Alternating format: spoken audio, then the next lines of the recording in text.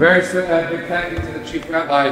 Fortunate to have the Chief Rabbi here in the Garden Shul, the Mother Synagogue, to share with us some words of inspiration as we lead to Shabbat.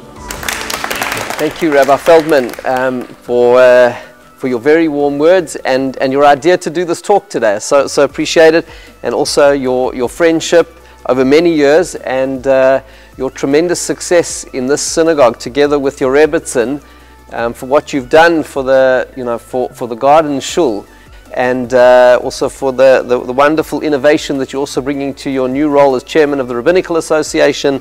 So much continued success, and it's so lovely to be here at the Garden Shul, which is such a historic synagogue and such an important part of Cape Jewry and South African Jewry.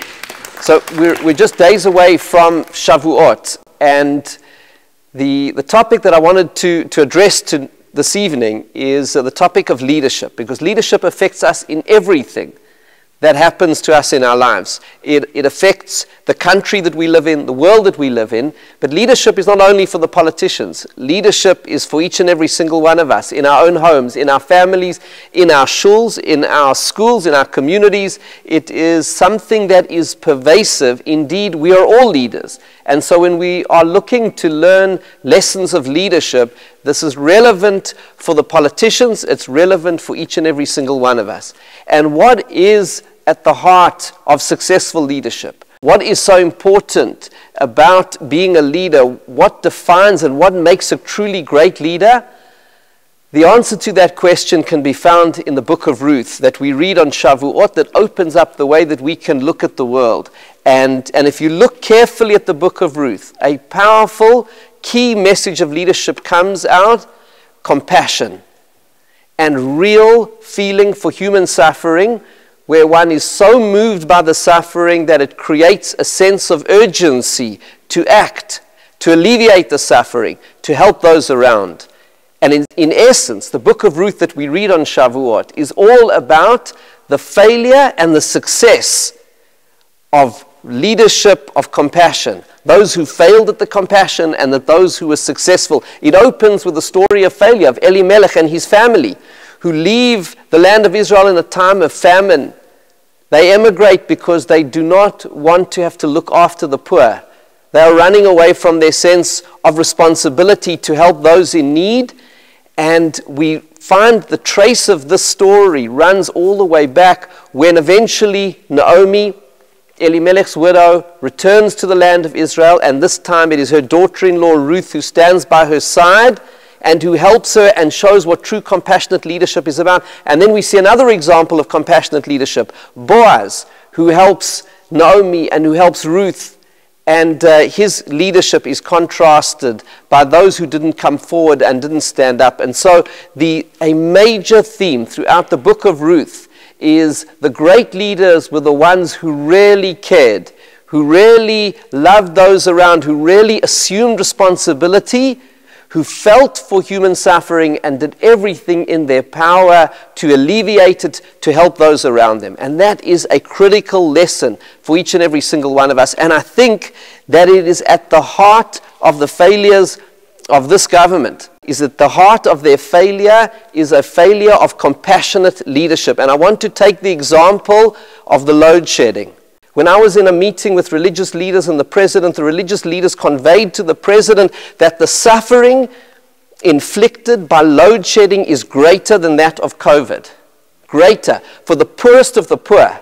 Those who are poor, those who have no resources, who cannot afford solar or an inverter or a generator, are the ones who are suffering the most. And where is the sense of urgency? That how can we leave people to suffer? And jobs being lost.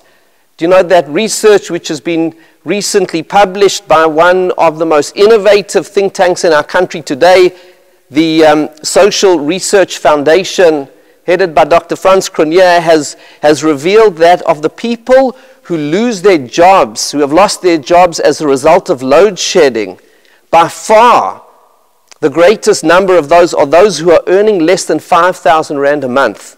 15% of those who are earning less than 5,000 Rand a month have lost their jobs. Only 1% of those above 20,000 Rand a month have lost their jobs. That is where the real suffering is, because they have nowhere to turn. And their only port of call is government. And that's where the responsibility becomes so onerous. Where's the urgency? During COVID, there was a tremendous sense of urgency. Government was galvanized. We were hearing from the president every week or two. There was a sense there's a national crisis. Where's the sense of national crisis? That is what compassionate leadership is about.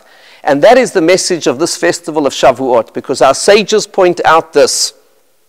The reason that we read the Book of Ruth on Shavuot, Shavuot, which is the festival that celebrates and commemorates the giving of the Torah at Mount Sinai by God more than 3,300 years ago, says the Talmud, because the essence of the Torah is chesed, it's loving kindness. It begins with an act of loving kindness and concludes with an act of loving kindness. It opens with God's loving kindness to Adam and Eve by providing them with clothes when they realized they were naked.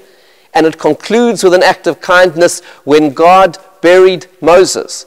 And so the Midrash says it begins and ends with kindness to teach us the lesson in its entirety. It is about kindness. And kindness, compassion, care, love is something that we learn from God himself, to walk in the ways of God. Ma'hu rachum afata rachum, says the Talmud. In the same way God is compassionate, so too you shall be compassionate. God is our role model for compassion. And that means that compassion is a mighty force because God is mighty.